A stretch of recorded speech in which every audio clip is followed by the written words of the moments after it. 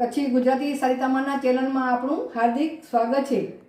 આજે હું તમને ડાયાબિટીસની માન્યતાઓ શું છે એટલે ખોટી માન્યતા કઈ છે અને સત્ય શું છે એના વિશે થોડુંક હું જણાવીશ। તો માન્યતા છે કે ડાયાબિટીસ હોય તો મીઠાઈ સંપૂર્ણ બંધ, પણ નહીં। સત્યતા એ છે કે સંપૂર્ણ પ્રતિબંધ જરૂરી નથી, પણ મર્યાદિત માત્રામાં અને યોગ્ય આયોજનથી આપણે ક્યારેક મીઠાઈ ખાઈ શકીએ, એ પણ આપણા શરીર માટે જરૂરી છે। પછી માન્યતા એ છે કે ફક્ત વધુ ખાંડ ખાવાથી જ ડાયાબિટીસ થાય। તો સત્યતા એ છે કે ડાયાબિટીસના કારણોમાં પરંપરાગત વધેલું વજન, તણાવ અને નિષ્ક્રિય જીવનશૈલી પણ જવાબદાર છે। પછી માન્યતા છે કે સુગર ફ્રી જે વસ્તુ હોય તે આપણે આનંદથી ખાઈ શકીએ, પણ નહીં। એને એ ખોટી માન્યતા છે અને સત્યતા એ છે કે આવી વસ્તુઓમાં પણ કાર્બોહાઈડ્રેટ અને કેલરી હોઈ શકે છે, તેથી મર્યાદા જાળવવી ખૂબ જ જરૂરી છે।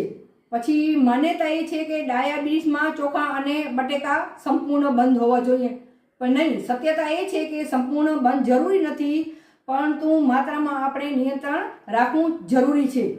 પછી માન્યતા એ છે કે ડાયાબિટીસમાં ફળ ખાવા જોઈએ નહીં, પણ સત્યતા એ છે કે ફળ યોગ્ય માત્રામાં ખાવા જોઈએ અને આખું ફળ આપણે ખાવું જોઈએ। જ્યુસ બિલકુલ ઉપયોગ કરવો ન જોઈએ, જ્યુસ પીવો જોઈએ નહીં, ફળ જ આખું ખાવું જોઈએ। પછી માન્યતા છે કે ઇન્સ્યુલિન એટલે કે ગંભીર સ્થિતિ, ગંભીર પરિસ્થિતિ, પણ સત્યતા એ છે કે ઇન્સ્યુલિન એ સારવારનો એક ભાગ છે જે યોગ્ય નિયંત્રણ માટે મદદરૂપ થાય છે। પછી માન્યતા એ છે કે ઓછું ખાશો તો સુગર કંટ્રોલમાં રહેશે, પણ નહીં। ભોજન છોડવાથી સુગર લેવલ અસંતુલિત થઈ શકે છે, તેથી આપણે થોડું ભોજનનો ઉપયોગ કરવો જોઈએ ને યોગ્ય માત્રામાં લેવું જોઈએ, ભૂખ્યા રહેવું જોઈએ નહીં। અને હા, ડાયાબિટીસમાં પણ આપણે ચાલવું જરૂર છે। સવારના તમે વહેલા ઉઠી ફ્રેશ થઈ અને 15 મિનિટ તો ચાલવું જોઈએ। એનાથી વધારે તમે જેટલું તમારે ચલાય એટલું ચાલી શકો છો।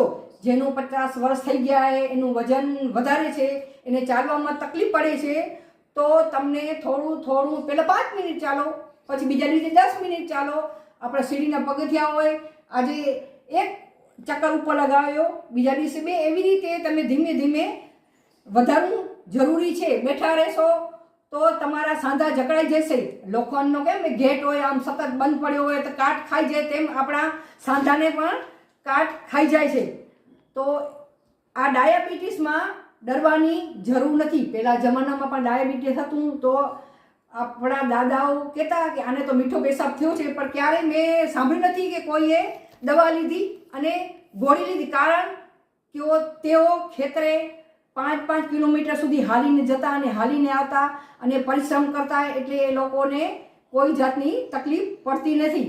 તો આ માટે આ ડાયાબિટીસથી ડરવું નહીં, જો ડર ગયા સો મર ગયા।